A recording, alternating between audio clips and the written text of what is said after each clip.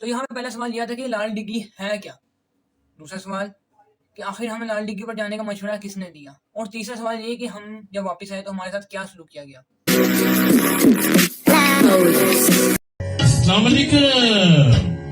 तो गाइस ये वाकया है इस ईद उल फितर का, जब हम अपने गांव ईद मनाने गए हुए थे। तो गाइस हमने सोचा कि आज बहुत ही गर्मी है तो कहीं नहाने क्यों ना जाया जाए। तो मेरे साहब के बेटे ने मशवरा दिया कि क्यों ना हम लाल डिग्गी में नहाने जाते हैं।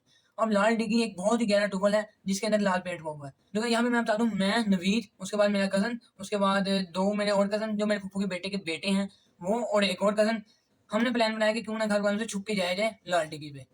तो हमने सोचा कि अब घर वालों को कुछ ना कुछ तो बताना है कि किस तरह निकलना है। तो हमने यहाँ पे ये सोचा कि मैं, नवीद और मेरे तायबू का बेटा अली, हम लोग चले जाते हैं अपने घर, तायबू के घर की तरफ। तो जो मेरे फुफ्फू के बेटे हैं वो जाते हैं अंदर और इस तरह शो कराते हैं कि हम जिस तरह नर्सरी पे जा रहे हैं और पौधे लेने जा रहे हैं। और हम लोग चले गए रोड की तरफ। तो वो भी घर पे ये बोल के कि चलो नर्सरी पे पौधे देखने चलते हैं बोलकर निकल आए। अब हम लोग आगे रोड पे और हमने अपने हाथों में शलवारें पकड़ी हुई थी। और तो जब 20 मिनट के बाद हम नहर में पहुंचे जहाँ से 20 मिनट और लगने थे लाल डिग्गी तक पहुंचने में। हमें रास्ता तो नहीं पता था, लेकिन हमारे साहबू का बेटा जिसने हमें मशवरा दिया था कि हम लाल डिग्गी पे जाते हैं उसको भी नहीं रास्ता पता था हमारे साथ। तो भाई चलते चलते हमें मजीद 15 मिनट हो गए और हम जाके पहुंचे एक डेरे पे। और वो कजन कहता कि यहाँ पे ही है लाल डिग्गी। तो भाई जब हम लाल डिग्गी ढूंढ ढूंढ के थक गए थे तो हमने सोचा कि क्यों ना इसको बजाया जाए। तो हमने फैसला किया कि कहीं और चलते हैं। तो गाइस अब डेरे से दो रास्ते जाते थे, एक यहाँ को और एक यहाँ को। तो गाइस हमने इस तरफ जाने का फैसला किया और वहां पे हमें एक और डेरा मिल गया जहाँ पर 2 बुली डॉग वाक़या थे। तो गाइस हमने फैसला किया कि अब हम आगे जाएंगे, लेकिन उन्होंने हमें आगे जाने से रोक दिया। वो इतनी बुरी तरह हमें पड़े कि हमारी जोड़े लगवा के हमें उस डेरे पे दोबारा पहुंचा दिया जहाँ पर आके हम गुम हुए थे।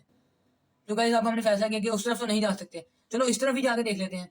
तो गाइस अब हमें हमें चलते चलते तकरीबन 1.5 घंटा हो चुका था। तो हम इस तरफ जाने लगे डेरे के। तो डेरे के बिल्कुल साथ ही लाल डिग्गी वाकया थी। उसने हमें कहा ये है लाल डिग्गी। हमें फिर से उसके ऊपर गुस्सा चढ़ा और हमने फिर उसकी तरफ रुक किया, लेकिन उसने कहा कि अब तो लाल डिग्गी मिल चुकी है। तो कहीं यहाँ पे एक और ट्विस्ट आता है जब हमने देखा कि लाल डिग्गी तो बंद है। तो उसके कहने के आने मुताबिक डिग्गी तो काफी गहरी थी लेकिन है बंद थी। तो अब हमने सोचा कि हम लोग आ तो गए हैं, अब नहाए बगैर नहीं जाएंगे। हमें आखिरकार हमें 2 घंटे तो हो चुके थे। अब हमने कहा आए हैं तो नहा के ही जाएंगे। तो हमने सोचा कि क्यों ना किसी और टूबल पे जाया जाए। और हमारे दिमाग ने ये काम नहीं किया कि अभी तो बारिशें हुई हैं, कौन सा टूबल चल रहा होगा। तो भाई जब हम आगे की तरफ बढ़े तो हमें इस तरह की आवाज आई जिस तरह कोई टूबल चल रहा है, लेकिन जब उसे करीब पहुंचे तो पता चला ये तो मोटरवे से आवाज आ रही है। तो भाई जब हमारे कजन कहता कि इधर चलते हैं उधर चलते हैं, तो हमने एक के पीछे जाने का फैसला किया। एक के पीछे चलते रहे कि 1.5 घंटा और बीत गया हमें चलते चलते। और अब हमें ये नहीं पता था कि हम कहाँ पे मौजूद हैं। तो इतने ही रास्ते में 4-5 टूबल है जो कि बंद थे। अब हमें शदीद गुस्सा चल रहा था कि हर कोई टूबल बंद है। तो गई वहाँ पे एक फार्म हाउस भी वाक़या था। तो हमने सोचा कि अब क्यों ना फार्म हाउस की तरफ जाया जाए। तो गई हमने फार्म हाउस की तरफ रुक किया तो हमें वहाँ पर एक लड़का मिला जो कि वहाँ पर खेती बाड़ी करता था। हम उसके पास बैठ गए, हमने कई बातें की और हम सोचते रहे कि अब किया क्या जाए। अब हमें निकले को 3 घंटे हो चुके थे। तो हम 11:30 बजे घर से निकले थे और अब 2 बज चुके थे। तो हमने उसके बाद बैठ के काफ़ी गप्पे-शप्पे लगाई, नलका मौजूद था तो हमने मुँह हाथ धोया। अब मेरे फूफू के बेटे ने कहा कि मुझे एक टूबल का पता है, मेरे पीछे चलोगे तो मैं आप लोगों को टूबल ज़रूर दिखाऊँगा। एक तो उसका रोज़ा नहीं था और उसके साथ एक और लड़का था जिसका रोज़ा नहीं था। हमने फैसला किया कि क्यों ना इन दोनों का रोज़ा नहीं तो इनको एक सज़ा के तौर पे उधर भेजा जाए, जहाँ का ये ज़िक्र कर रहे हैं। तो गाइस हमने इनको कहा चलो शाबाश निकलो यहाँ से। निकल लो।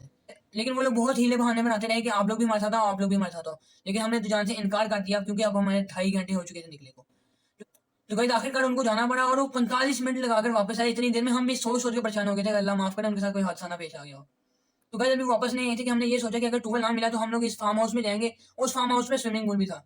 जो फार्म हाउस का सिक्योरिटी गार्ड था वो तायबू के बेटे के जानने वाला था। तो हमने सोचा कि हमारे पास जो ₹500 है हम इसके हाथ में थमाएँगे और आराम से नहाएँगे। यहाँ पे मसला ये था कि ईद की छुट्टियों में फार्म हाउस के मालिकान ने उधर रहने आना था। तो गाइस आखिर इंतज़ार की घड़ियाँ खत्म हुई और वो लोग हमारी आँखों में समाने लगे। हम लोग उनसे पूछे जा रहे हैं क्या बना, मिला टूबल के नहीं मिला? लेकिन उनकी आवाज़ हमारे तक पहुँच ना सकी और उनको आते-आते 5 मिनट लग गए। और उनके लटकते हुए चेहरे देखकर हमें ये महसूस हो चुका था कि टूबल बंद है। लेकिन उनके मुँह तो इसलिए लटके हुए थे क्योंकि वो बहुत दूर से चल के आ रहे थे।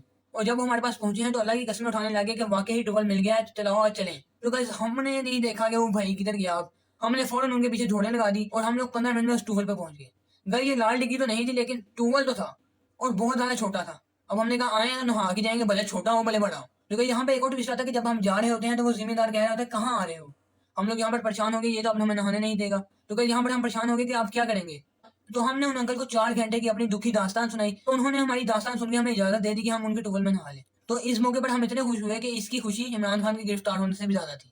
तो गाइस 4 घंटे के थके हुए हम सिर्फ 15 मिनट ही नहा सके, फिर हम लोगों ने कहा चलो अब घर चलते हैं। तो यहाँ से अब मज़े वाली बात शुरू होती है। तो हमने घर की तरफ रुक किया तो हमें रास्ता मालूम ही नहीं था। तो कई लोगों से पूछते हुए हम वापस लाल डिग्गी के पास जा पहुँचे और लाल डिग्गी से आगे हमें कम से कम 15 मिनट लगे मेन रोड तक जाने में।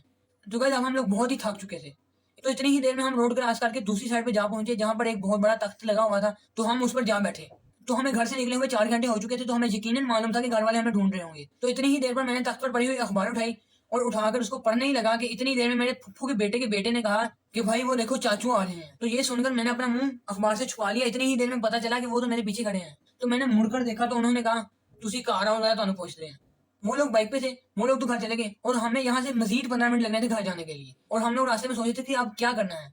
कि आखिरकार मैंने सोचा कि यार क्यों ना हम तायाबू लोगों के घर जाए, फूफा लोगों के घर जाए ना। लेकिन फिर मैंने अपने कजनों के लटके हुए चेहरे देखे तो मैंने कहा यार क्यों ना इनके साथ जाया जाए और इनको बचाया जाए। आखिर मार पड़ेगी तो सारों को पड़ेगी, नहीं तो किसी को भी नहीं पड़ेगी। हमने यहाँ पर फैसला किया कि किसी का नाम नहीं लिया जाएगा और ये कहा जाएगा कि सबका प्लान था। और पता भी नहीं चला कि 15 मिनट का रास्ता कब गुजर गया। और हम घर में दाखिल हुए ही थे कि फुफ्फो के बेटे के कमरे में हमारी हाजिरी लगी।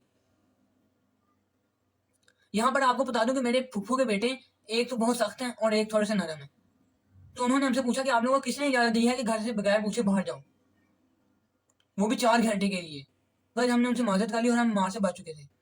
अब उन्होंने हमें कहा कि जाके सो जाओ। अब हम लोग जाके सो चुके थे। ये 4 बजे का टाइम था और हम सहरी से 2 मिनट पहले उठे। तो गाइस इस तरह हम लाल डिग्गी पे पहुंच के भी लाल डिग्गी पर नहा तो ना सके, लेकिन आखिरकार नहा के भी मार से बच गए। तो मैं ये कहना चाहूंगा कि हर मसले का हल निकल ही आता है। लाल डिग्गी का वाकया खत्म होता है और ये वीडियो भी खत्म होती है। अगर आपको वीडियो अच्छी लगी तो लाइक कर दीजिएगा और चैनल को सब्सक्राइब कर लीजिएगा। मिलते हैं आपको नेक्स्ट वीडियो में, तब तक के लिए अल्लाह हाफिज। शिमा मेरे आगेड़िया तमुल तू तार दे शिमा हाथ तार दे सीना तार दे शिमाल फड़गन नहाना कर दी पुलसू चंगा तू गोली मार